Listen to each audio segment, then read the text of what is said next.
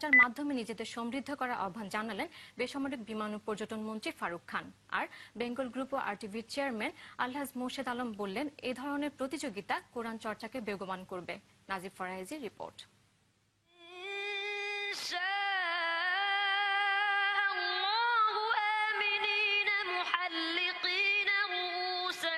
মহাগ্রন্থ আল কোরআন নাজিলের মাস মাহে রমজান উপলক্ষে মাসব্যাপী আরটিভিতে প্রচারিত হয় কোরআন তেলাওয়াতের প্রতিযোগিতা পিএইচপি কোরআনের আলো। এতে সারা দেশ থেকে প্রায় 16,000 হাফেজ অংশ নিয়ে চূড়ান্ত পর্বে মনোনীত হন 4 জন।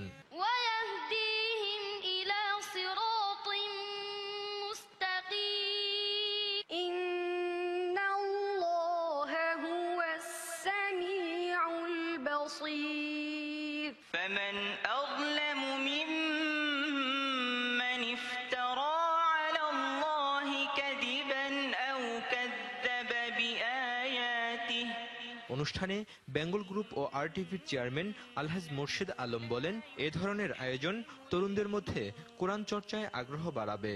মহান আল্লাহ রাব্বিল আলামিন আমাদেরকে পবিত্র কোরআন মজিদ দান করেছেন সুন্দর ও শান্তিময় জীবন গঠনের গাইড বই হিসাবে। সেজন্য এর চর্চা খুবই গুরুত্বপূর্ণ। আর এই চর্চার প্রধান ধাপ হলো কোরআনের অর্থ বুঝে সুন্দর ও সহিভাবে কোরআন তেলাওয়াত করা। এই ধরনের প্রতিযোগিতা কোরআন চর্চাকে আরো বেগবান করে। Quran is a book of knowledge. এটা একটা জ্ঞানের ভান্ডার।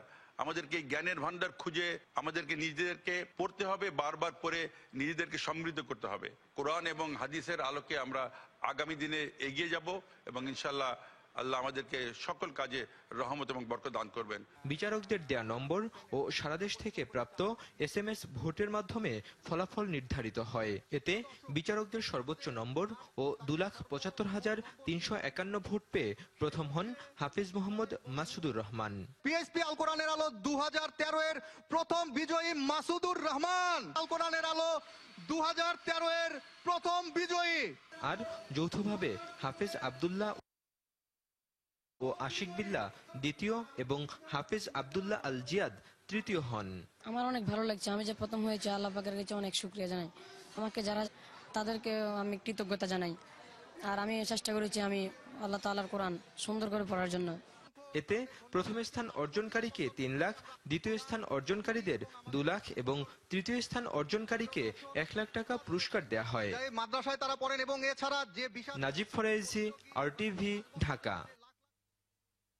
এবার একটি বিরতি। যখন ফিরছি তখন অন্যান্য সংবাদের সঙ্গে থাকছে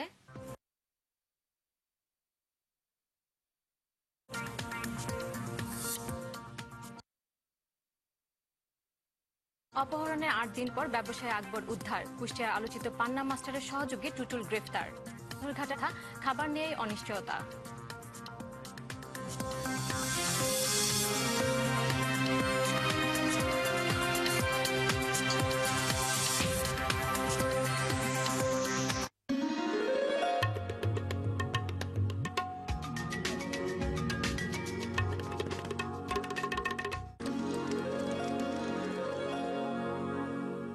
আপনার প্রিয় চ্যানেল আরটিভি সরাসরি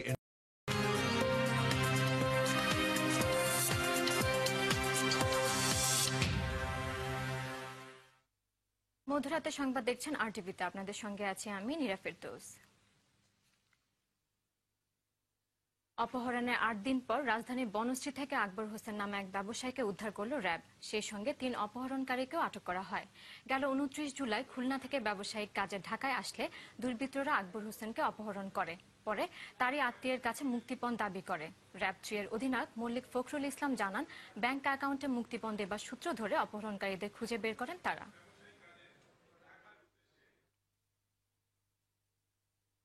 ছাত্রের নিপীড়নকারী পান্না মাস্টারের পর এবার গ্রেফতার হলেন তার সহযোগী ইসলামী বিশ্ববিদ্যালয়ের উপপ্রধান প্রকৌশলী আলিমুজ্জামান টুটুল। মঙ্গলবার সকালে পাবনার ঈশ্বরদী থেকে তাকে গ্রেফতার করে পুলিশ।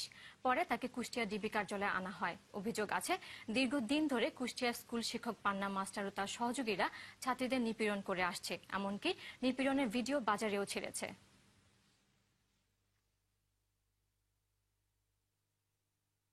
ঈদকে ঘিরে বিত্তবানদের নানা রকমের প্রস্তুতি থাকলেও পাথরঘাটার জেলে পল্লীতে 22,000 পরিবারে ও মানিকগঞ্জের ভাঙন কবলিত বেউথা বস্তির 65 পরিবারে নেই ঈদের আনন্দ।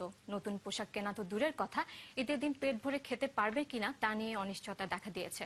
ফেরদৌস খান ইমন ও জাহাঙ্গীর আলম বিশ্বাসের পাঠানো তথ্যচিত্রে এসব অসহায় পরিবারের কথা জানাচ্ছেন উজ্জ্বল ইসলাম।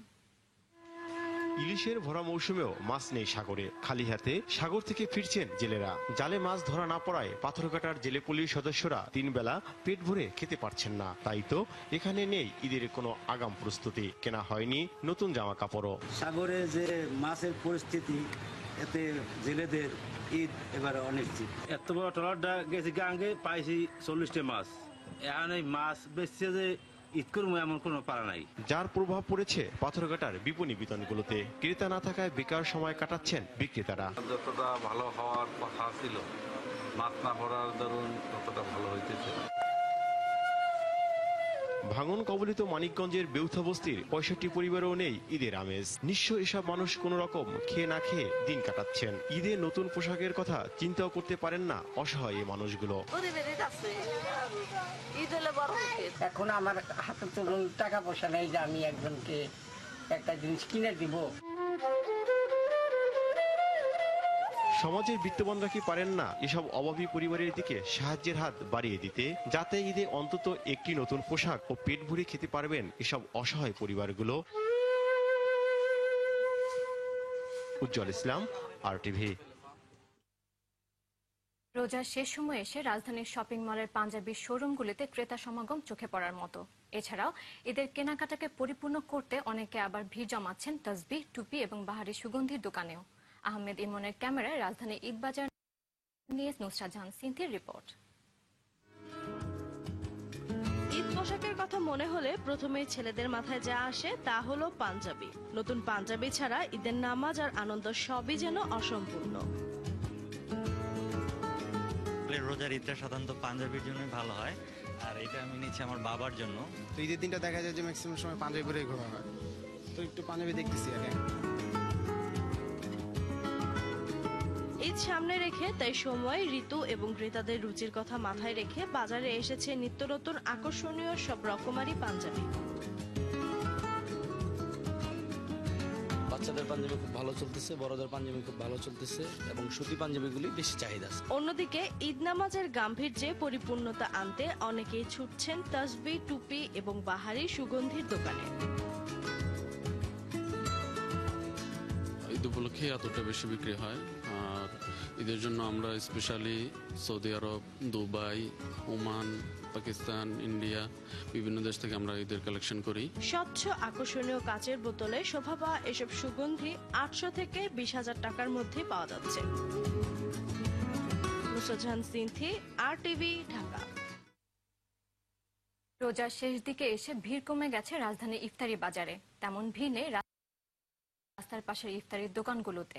বিক্রেতারা নানা পদে ইফতারির পসরা সাজিয়ে বসে থাকলেও গ্রাহকের সাড়া নেই।